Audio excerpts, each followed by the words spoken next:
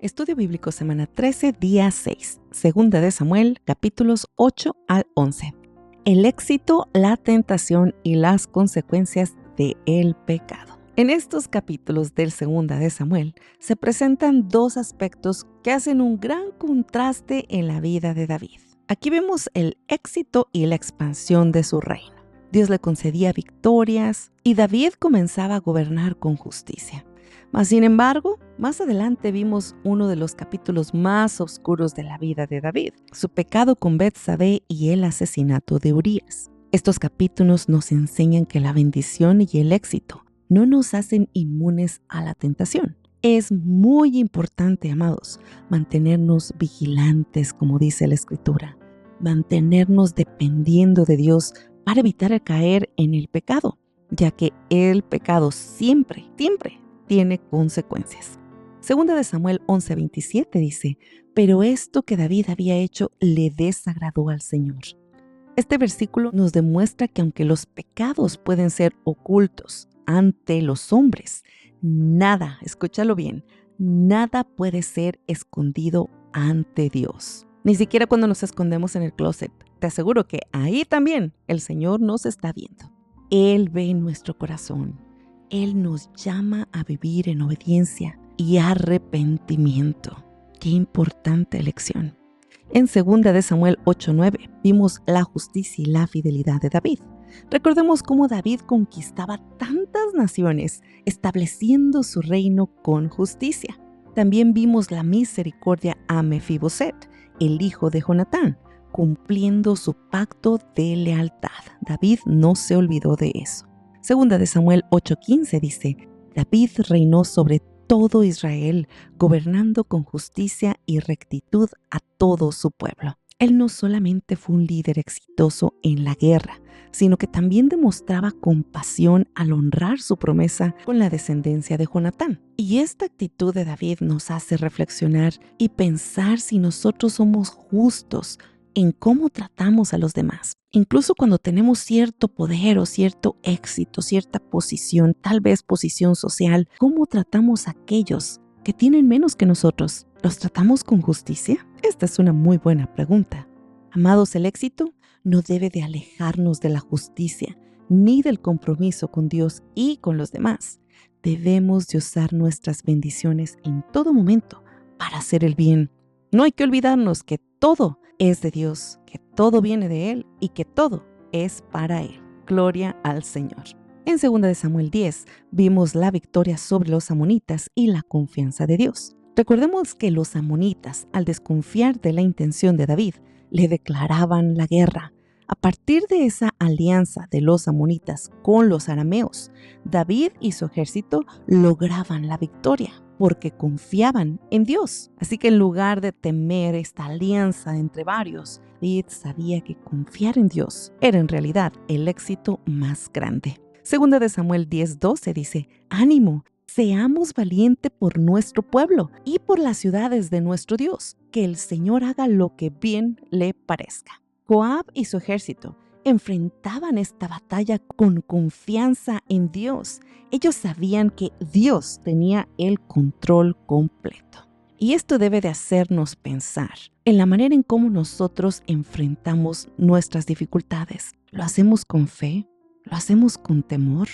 ¿Lo hacemos con angustia? ¿Confiamos realmente en que Dios está a cargo de cada situación, cada enfermedad, de nuestra carencia, de nuestra falta de trabajo, de nuestras batallas con nuestros hijos, de las batallas que como familia muchas veces se presentan con aquellos con los que más amamos? ¿De qué manera enfrentamos las dificultades? Amados, no debemos temer los desafíos que se presenten en nuestra vida. Cuando enfrentamos batallas, en cualquier aspecto y en cualquier temporada de nuestra vida, ya sean batallas espirituales o batallas personales, debemos de confiar en Dios y debemos de actuar con valentía y sobre todo con mucha fe. No hay que alejarnos de Dios en estos momentos, sino declaremos nuestra necesidad de permanecer en Él para poder actuar de la manera correcta.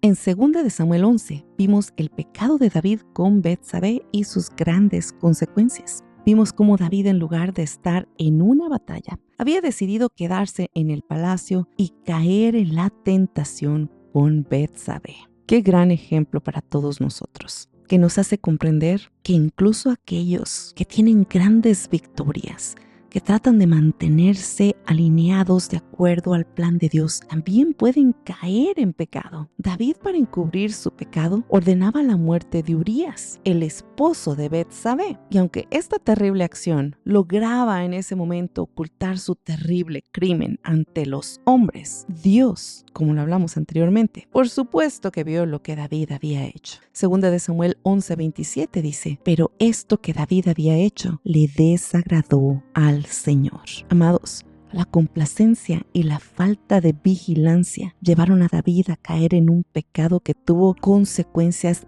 devastadoras. A partir de este momento, todo cambió en la vida de David. Estos capítulos nos deben hacer reaccionar y pensar en qué áreas de nuestra vida estamos descuidando espiritualmente. ¿Qué tanto nos estamos permitiendo? ¿Qué tanto nos estamos exponiendo ante la tentación? ¿Cuáles son nuestros puntos vulnerables que reconocemos que nos llevarán a tomar malas decisiones? Y en vez de estar vigilantes haciendo lo que el Señor nos pide, nos rendimos ante la tentación y caemos en pecado. Amados, hay que recordar que el pecado no comienza con grandes decisiones, sino con pequeñas cosas que permitimos que vengan a nuestra vida, que aceptamos sabiendo que son malas y dejamos así como si no sucediera nada. Está bien, no pasa nada. Decisiones pequeñas que pasamos desapercibidas o que creemos que no afectarán nuestra vida, comenzarán a acumularnos hasta hacernos caer en pecado. No hay que olvidar que Dios mira todas las cosas. Él sabe incluso lo que pensamos, aun cuando no hemos actuado de la manera en que deseamos actuar.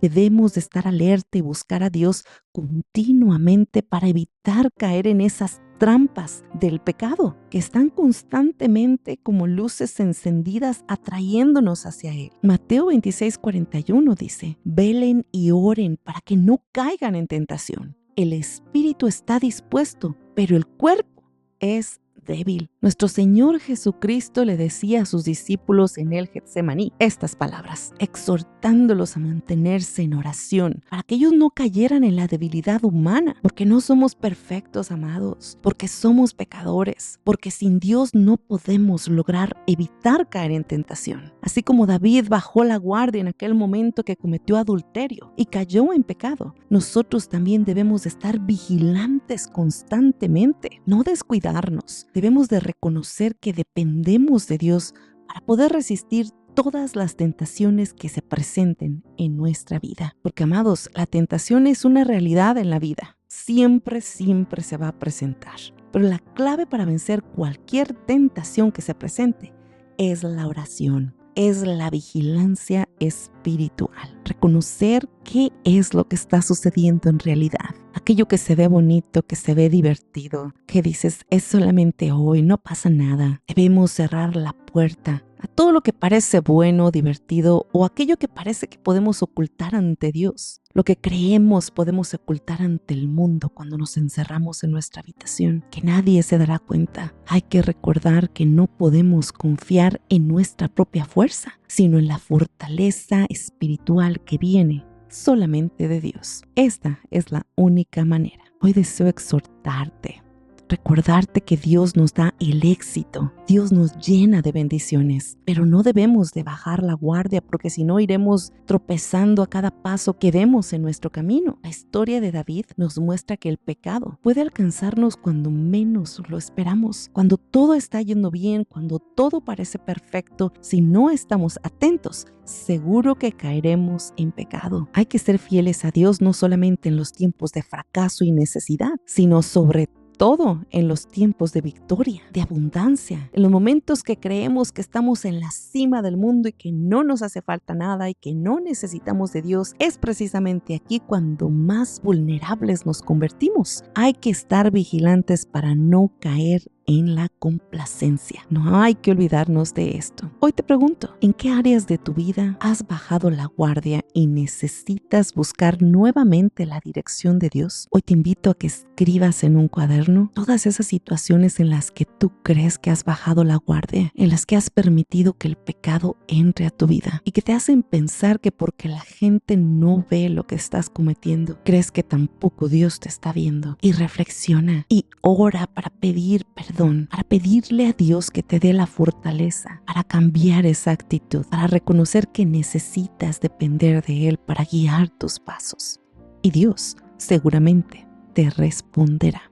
Vamos a orar. Gracias, Padre amado, por las grandes bendiciones que traes a nuestra vida, por las oportunidades que nos das de mirar que aun cuando caemos en pecado, siempre estás dispuesto a perdonarnos, a rescatarnos, a restaurarnos y a traernos de regreso al camino del bien. Padre, ayúdanos a mantenernos vigilantes y fieles a ti. Danos la claridad. Danos el entendimiento y fortaleza que necesitamos para que el éxito y las comodidades no nos alejen de tu presencia. Padre, danos la fuerza que necesitamos para resistir las tentaciones que humanamente sentimos y suaviza nuestro corazón para que sea un corazón dispuesto a arrepentirse, a buscarte cuando caemos en tentación, a reconocer que tú estás dispuesto a perdonarnos. Oramos todo esto en el nombre poderoso de Jesucristo. Amén y amén. Recordemos, mis amados, que cada día es una nueva oportunidad para confiar en la dirección de Dios y para descansar en su presencia, avanzando con la certeza de que Él está con nosotros, guiándonos hacia su propósito eterno. Que Dios te bendiga. Se despide tu amiga Alejandra Hicks. Hasta la próxima.